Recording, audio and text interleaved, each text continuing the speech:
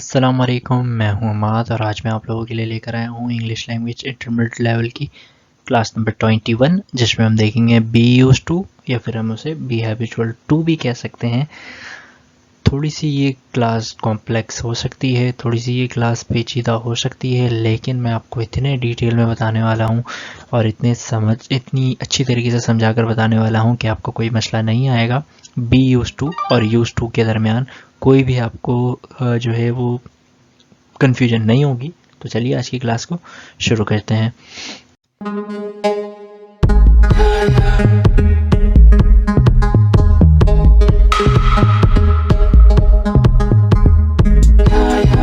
अच्छा जी, B use to को दरअसल हम यूज़ क्यों करते हैं इसकी मैंने डेफिनेशन नहीं लिखी। इसमें हैबिचुअल टू आ रहा है, मतलब ऐसा काम जिसको करने के हम आदी हैं। सही है। अब इस बी का मतलब ये है कि आदी हैं होगा तो आपको पता है बी का मतलब इज़मार है। आदी थे होगा तो उसका मतलब वॉज वर है, यानी अगर फर्स्ट फॉर्म में है, प्रेजेंट में है तो इज़मार, पास्ट में है तो वॉज वर, और अगर फ्यूचर में होगा तो विल बी हो जाएगा। ये बात आप अब तक समझ चुके हैं क्योंकि आप इंटरमीडिएट लेवल में हैं।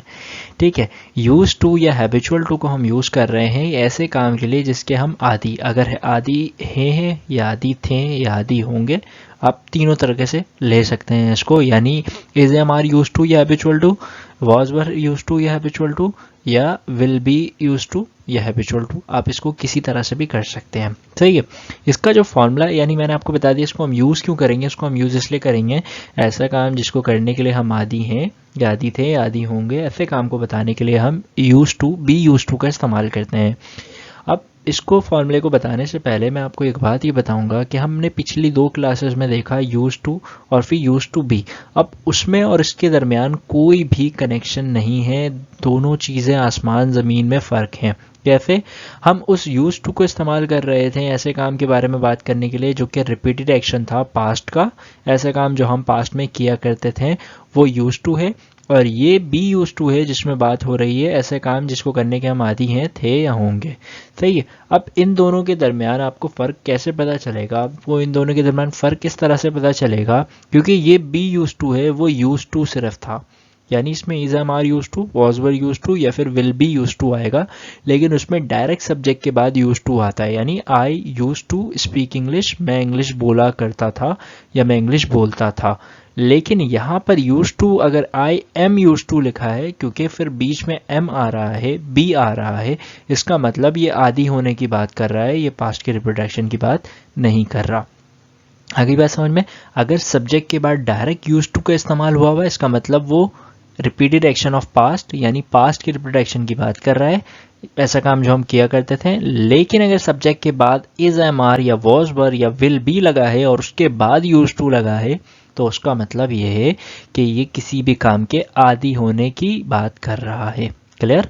फॉर्मूला है सब्जेक्ट प्लस बी, यानी is am are, was were या will be, plus use to plus या फिर हैबिचुअल टू, आप दोनों यूज कर सकते हैं। ठीक है। उसके बाद वर्ब की आईएनजी फॉर्म। देखें, ये एक वाहिद ऐसा स्ट्रक्चर है जिसमें टू भी आ रहा है और टू के बाद वर्ब की आईएनजी फॉर्म आ रही है। सही है। वरना अकॉर्डिंग टू ग्रामर टू के बाद वर्ब की फर्स्ट फॉर्म आती है, आईएनजी फॉर्म नहीं आती है, लेकिन यहाँ पर आ रही है तो आपको लगानी ही है वर्ब की आईएनजी फॉर्म। सही है। नेगेटिव में इज़ आर के बाद या बी वॉज वर या विल के बाद नॉट, फिर यूज टू, फिर बी यूज टू, आपको ये सारी चीज़ें पता है, उस हिसाब से हम फार्मूले को चला सकते हैं।